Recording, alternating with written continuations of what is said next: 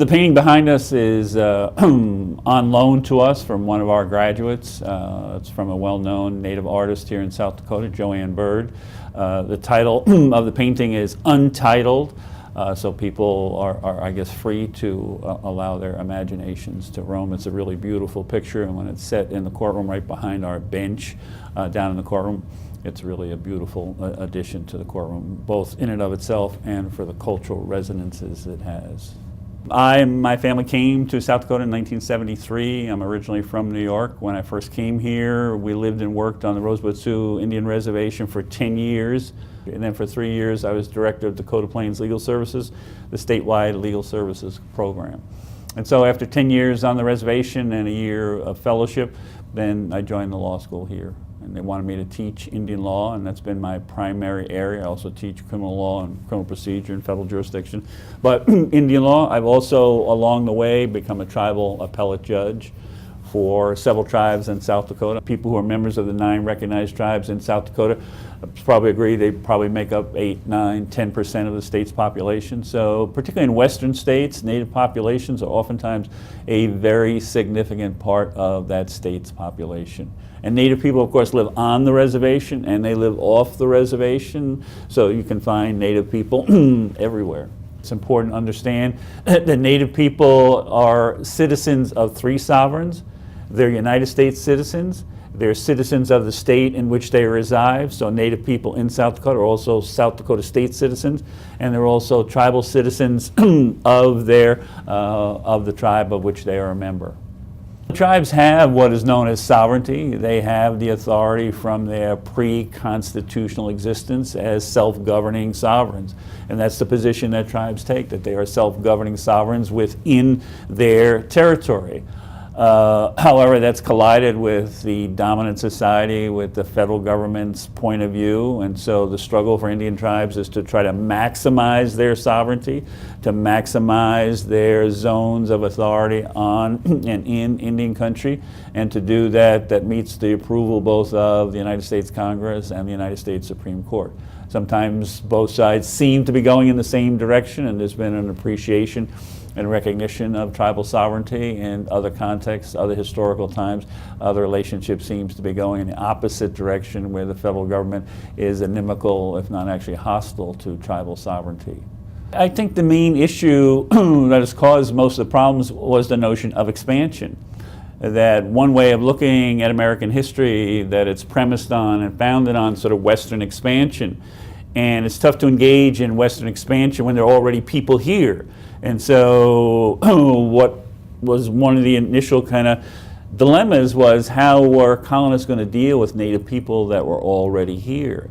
And when they first came here, native people were numerically and oftentimes militarily stronger than European immigrants. But over time, immigrants began to have sort of more power numerically and firepower, and they began to have the upper hand. And the notion was that there had to be this continual Western expansion for native land, and that's been the primary historical tension of the federal government's increasing growth and movement westward to obtain as much Indian land as possible. And from the native perspective, what they have generally tried to do is to resist that as much as possible, to give up as little land as possible, to retain as much land as possible. And one of the problems in that is trying to know what actually anchors that relationship.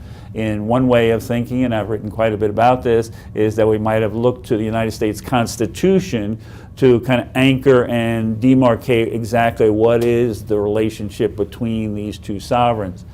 And although I think the Constitution as originally written tried to do that, I think through both acts of Congress and the United States Supreme Court, they've kind of lost sight about the original relationship as described in the Constitution.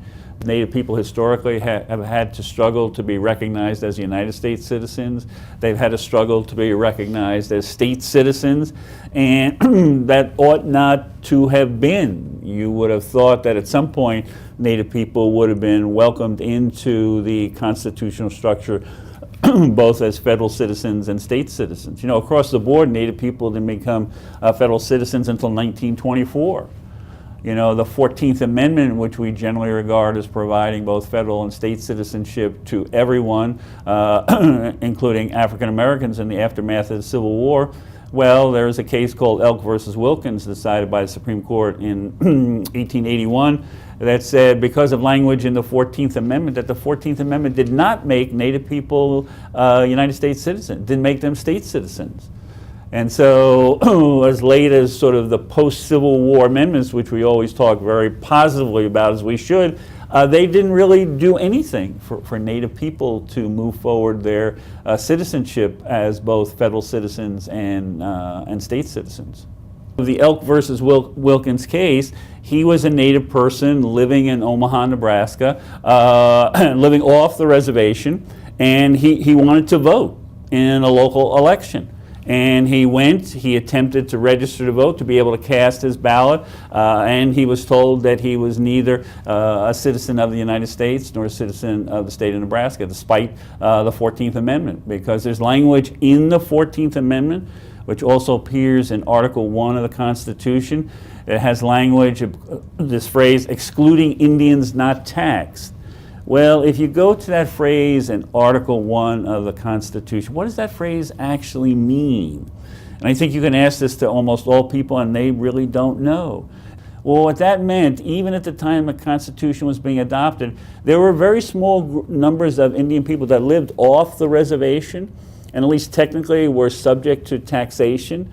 And so the bargain in the Constitution was excluding Indians not taxed, meaning those Native people who basically were still living on the reservation in Indian country, they wouldn't be counted. Those few Native people who at that time had moved off the reservation, were living in small towns, arguably subject to local taxation, they would be counted for purposes. And that language, excluding Indians not taxed, for reasons that are not perfectly clear, is still repeated in the 14th Amendment. And so in the Elk versus Wilkins case, the court kind of fastened on the continuation of that language in the 14th Amendment to say that the 14th Amendment did not change the citizenship status of Native people.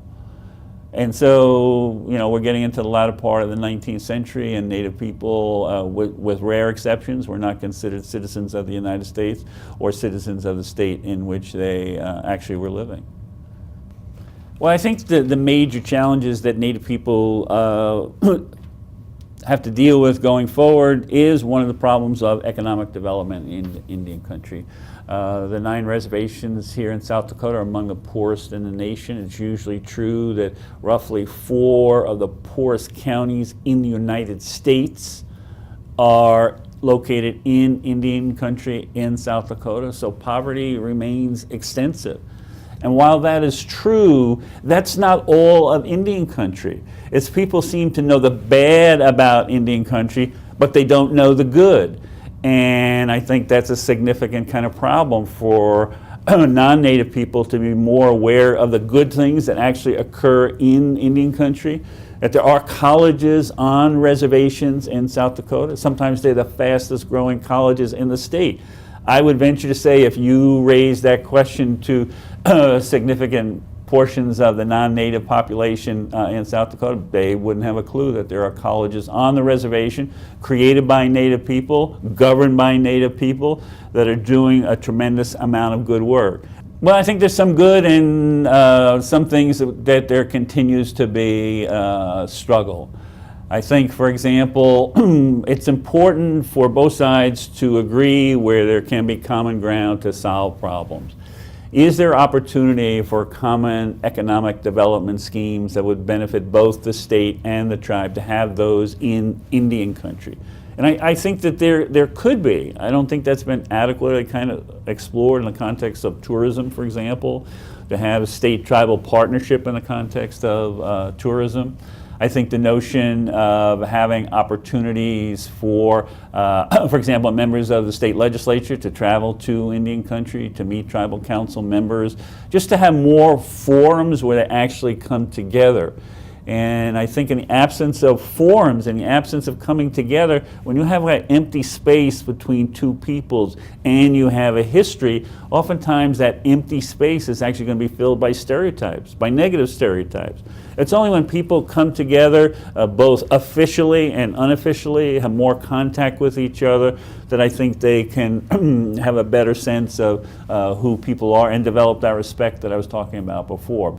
I mean, if you go around the law school here, you'll see evidence, not always true at other places, that there's a Native presence here. There's a strong Native American Law Student Association. You see star quilts in the building. If you go into the courtroom here, you'll see all sorts of Native artwork and stuff.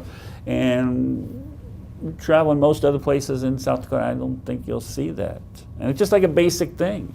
I know Native people, when they come here, they see it. You know, it's just like, well, yeah, there's some kind of cultural respect and Native presence here. And I think you don't want to underestimate that, because when you're a non-Native person, you just take for granted that everything kind of reflects the background that you come from. But for Native people, it's not like that at all. But as long as people are hesitant to do that, remain kind of separated and cautious, I think it's just problematical for both sides to go forward.